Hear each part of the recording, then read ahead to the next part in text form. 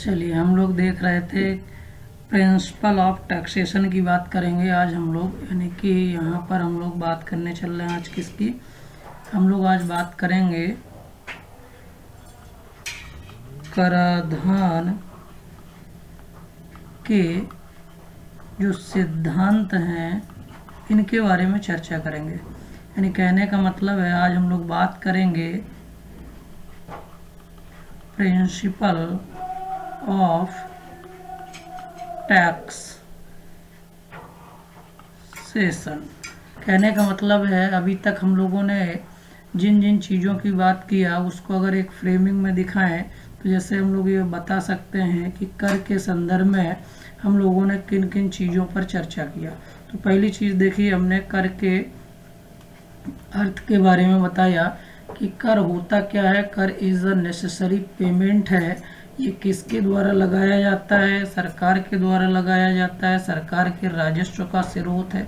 कर की हमने विशेषताओं के बारे में बात किया, यानी कि विशेषताओं के बारे में चर्चा किया, प्रॉपर्टी के बारे में चर्चा किया कि कर की कौन कौन सी विशेषताएं होती हैं। फिर हमने ये बताया कि कर का जो उल्लेख है वो संविधान के कहाँ किया गया, यानी संविधान में इसका प्रावधान कहाँ किया गया।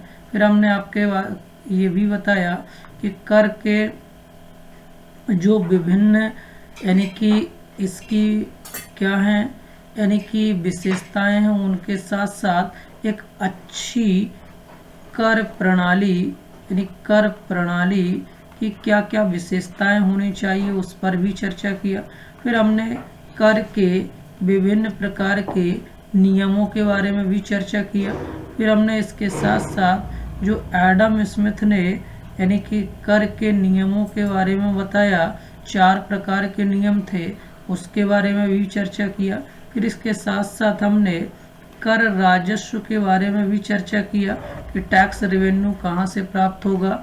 तो टैक्स रेवेन्यू यानी डायरेक्ट है ना, तो डायरेक्ट टैक्स क्या है, इनडायरेक्ट टैक्स क्या है ना, इनके बारे में भी हमने आपको डेफिनेशन बताया। तो टैक्स रेवेन्यू 2 तरह से, यानी एक टैक्सेबल इनकम और दूसरा नॉन टैक्सेबल इनकम यहाँ से प्राप्त हो रही थी। अब आज हम लोग बात करने चल रहे हैं जो कर के विभिन्न प्रकार के सिद्धांत हैं वो कौन कौन से प्रिंसिपल हैं, इनके बारे में चर्चा किया जाएगा।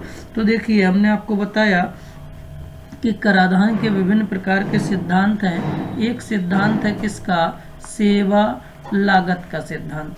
दूसरी अगर हम बात करें तो दूसरा जो प्रिंसिपल है वो किसका है, वो जो है लाभ का सिद्धांत, यानी प्रॉफिट का, यानी क्या है, यानी थ्योरी है। फिर आगे जब बात करेंगे तो अगले सिद्धांत में बात करेंगे किसकी, तो अगला सिद्धांत आपका कौन सा होगा, यानी देय क्षमता का सिद्धांत, क्षमता का सिद्धांत। तो इसके साथ साथ फिर आगे एक और बात करेंगे तो फिर जो है सैमुअल्सन का, है ना, सैमुअल्सन का भी सिद्धांत है। आगे अलग अलग मुख्यतः जो है जैसे देखेंगे आप, तो इस तरीके से कर के क्या हैं, सिद्धांत हैं। जैसे कर के सिद्धांतों में हम लोग चर्चा कर रहे हैं। तो यहाँ पर हम लोग देखेंगे इसके बाद जो है कर के विभिन्न प्रकार की लोच के बारे में देखेंगे, ठीक है। तो हमने ये भी बताया था, यहाँ से भी प्रश्न परीक्षा पूछे जाते हैं। सप्लाइड साइड से इलास्टिसिटी होगी या डिमांड साइड से जो है क्या होगा, इलास्टिसिटी होगी, है ना।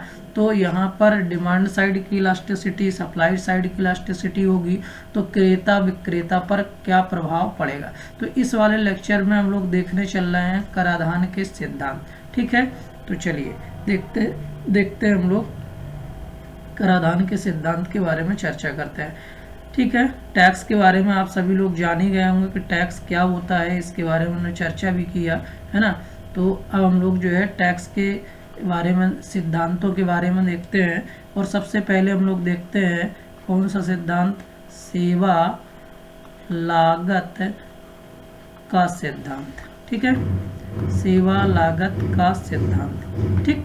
तो देखिए हमने आपको पहले बताया कर क्या है, कर एक मौद्रिक बोझ है ना, एक मौद्रिक क्या है, भार है, और यानी कि प्रत्येक कर करदाता पर अतिरिक्त भार जो है डालता है, ठीक है।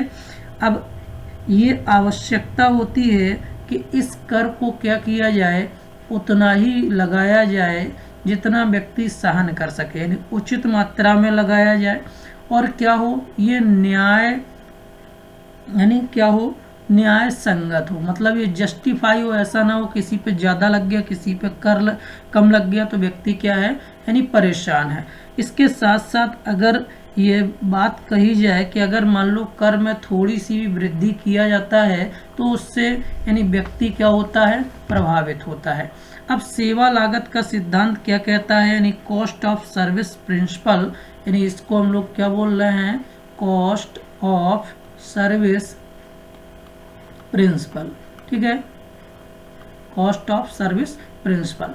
तो इसमें देखिए क्या है, यानी कि व्यक्ति को क्या किया जाए, सेवाओं के लागत के समान क्या करना चाहिए, कर देना चाहिए। यानी कहने का मतलब है सरकार जो सेवा दे रही है और उस सरकार की जो भी सेवा देने की लागत है उसी के अकॉर्डिंग व्यक्ति क्या करे, कर का भुगतान करे। तो यही तो हुआ इसका साधारण अर्थ कि सेवा लागत का मतलब क्या है, यानी सरकार ने जितनी सेवा आपको दी है उस सेवा में सरकार ने जो भी कॉस्ट लगाई है व्यक्ति उसी के अकॉर्डिंग क्या करे, कर पेमेंट करे। तो इस सिद्धांत के अनुसार ये बताया जाता है कि व्यक्ति को कम से कम उतनी मात्रा में कर अवश्य देना चाहिए जितनी राशि उसके लिए व्यय किया जाता है ना। यानी कहने का मतलब सरकार ने जितनी राशि व्यय की है उसके अकॉर्डिंग ही व्यक्ति को क्या करना चाहिए, कर का भुगतान करना चाहिए। अब यहाँ पर यह देखा जाए कि सिद्धांत यह मान्यता लेके चलता है कि कर क्या है, कीमत के समान है, यानी जो टैक्स है वो क्या है, कीमत के समान है। हालांकि फिर बाद में आलोचना भी होती है क्योंकि प्राइस और टैक्स में डिफरेंस होता है। तो यहाँ पर ये यानी कर इतनी मात्रा में उचित है जितना लाभ व्यक्ति सार्वजनिक व्यय से प्राप्त करता है। यानी कहने का मतलब है सरकार ने यानी कि पब्लिक यानी कि जो भी एक्सपेंडिचर किया तो कहने का मतलब है व्यक्ति को जो भी उससे लाभ हो रहा है उस एक्सपेंडिचर से, तो व्यक्ति को कम से कम उतना कर का भुगतान करना चाहिए। यदि सरकार द्वारा लोगों के कल्याण के कार्य पर जो लागत यानी की जाती है यदि वह अधिक होती है तो लोगों को क्या करना चाहिए, अधिक कर देना चाहिए। यानी सरकार ने यदि अधिक व्यय किया है तो लोगों को टैक्स क्या करना चाहिए, अधिक करना चाहिए। अगर सरकार ने कम व्यय किया है तो टैक्स लोगों को क्या करना चाहिए, कम देना चाहिए। यानी यदि व्यक्ति सरकार की सेवाओं का उपयोग नहीं करता है तो उसे कोई भी कर नहीं देना चाहिए। यानी सरकार ने यदि कोई सेवा नहीं प्रदान किया है, उस पर कोई भी व्यय नहीं किया है तो व्यक्ति को कर नहीं देना चाहिए।